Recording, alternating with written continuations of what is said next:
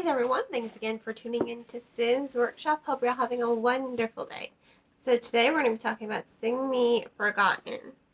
I was really drawn to this book because it seemed to me to be a retelling of Phantom of the Opera, which I think Phantom of the Opera is just one of those things you know of without haven't actually watched it or read it, and it's one of those things that I know of. Like, I know the storyline, I know the beginning, I know the ending, I know everything that happens in the middle, but I've never actually seen it myself or read it myself.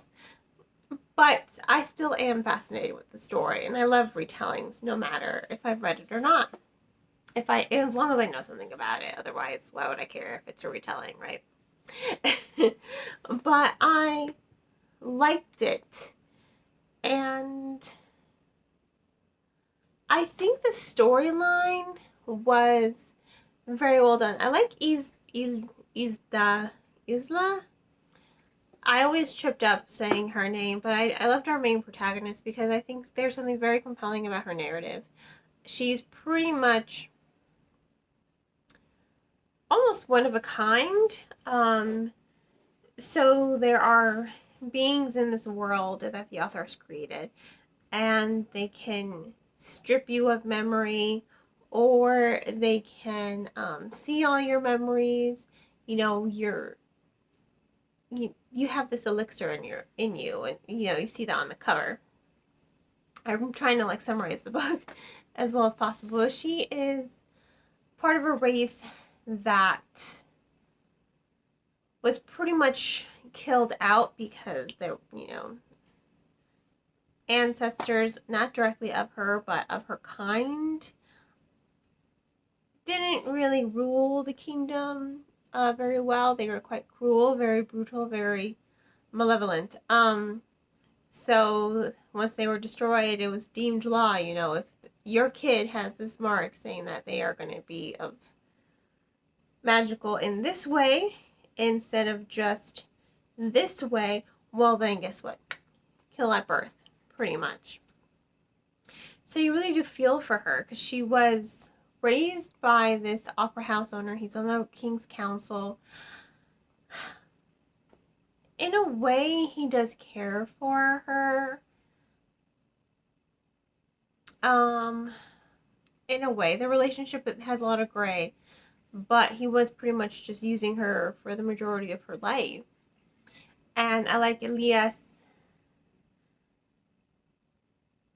I'm hoping I'm remembering his name correctly because I just read 3 books at the same time. And in 2 of the books there was a character with me. I like him because he opens Isa's eyes. Isla? ISDA. That's how you spell it. He opens up her eyes to be like, no, he doesn't really care about you. He's just using you. And I think it's a really compelling story because I love how their relationship forms and deepens. He wants to be an opera singer, and she wants nothing more for him to live his dream. She wants to see the world without being ostracized, without being hunted. So the story is about their relationship and her really coming into her power and the strength of her power, because she is quite a formidable character. And I just think it really is a good story. Honestly, I will say this. The first quarter, it's not a very long book, so the first quarter, not that long.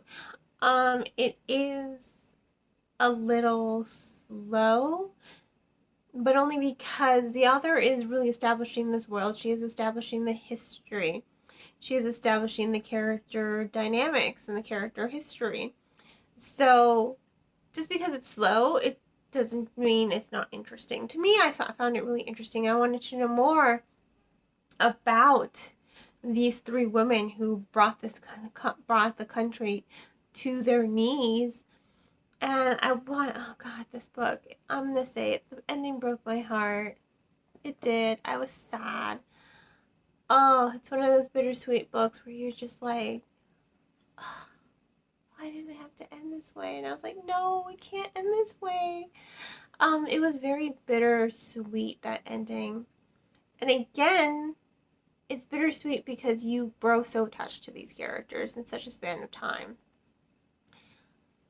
And I love how formidable our main protagonist grows. I love how strong she goes. I love how she starts standing up for herself, even though pretty much everyone wants to kill her. And I love the setting. You really do get to see this. I'm trying to think of the right word for the time period.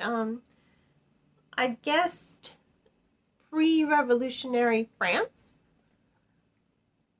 You're really seeing it come alive through the aesthetics, through the character descriptions, through the language. I love how the author does use French phrases and words.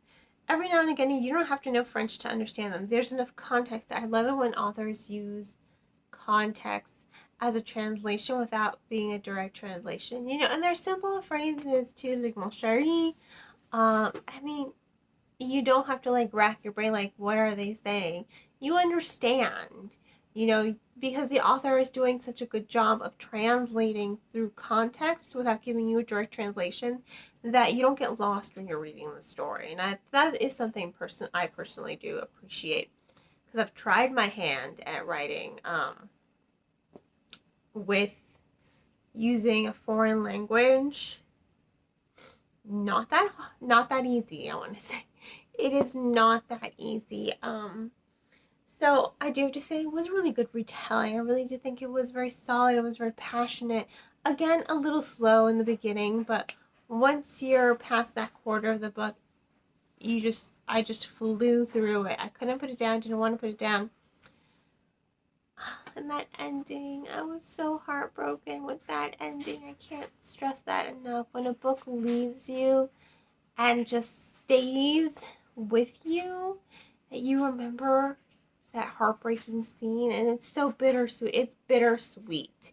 And I do love a good bittersweet ending. Like, I love happy endings, and I'm one of those people who likes sad endings as long as they're written well.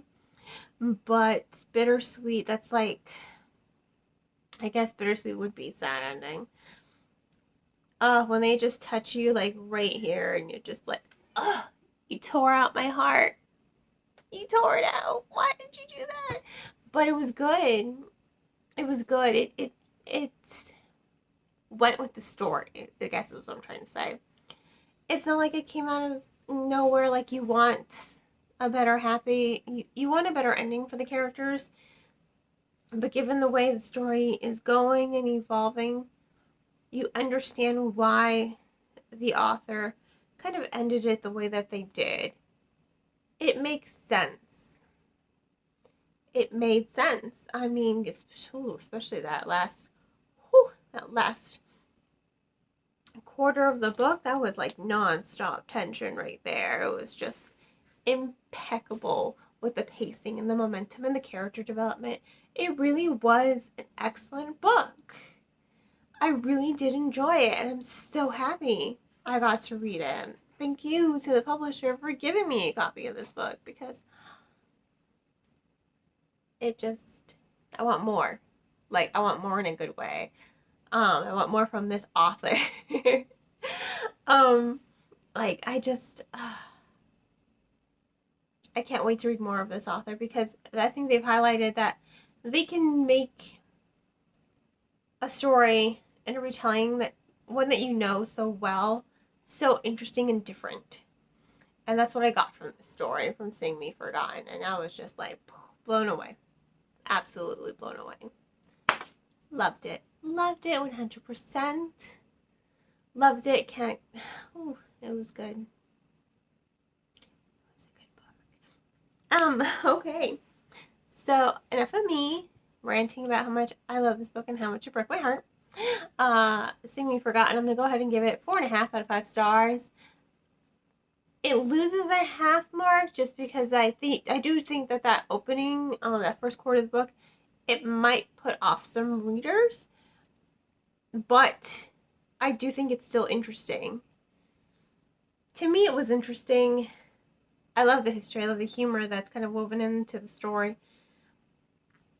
I think the pacing does move at, a slow pace in the beginning, yes, but it does go like steadily, like high, and then at the end you're just like, you can't put it down.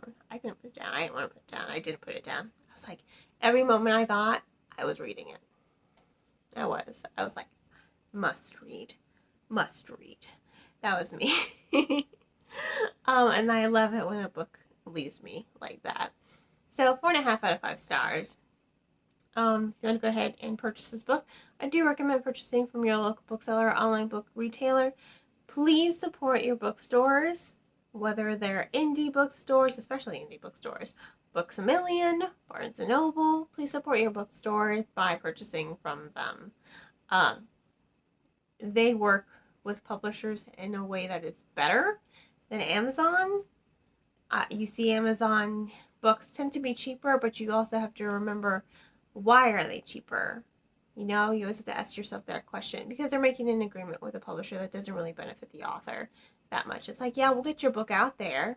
We'll totally promote your book. However, they are a marketing company. That's all I'm saying. They do undercut the authors when it comes to publishing houses. So just remember to support your booksellers and online book retailers. They need the support way more than Amazon does. And they do better for the authors as well. Money's tight. I get it.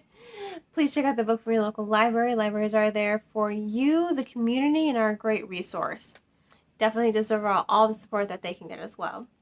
And on that note, I hope you all continue to support me by liking this video and subscribing to this channel. Please don't forget to share this channel and video with all your book-loving friends.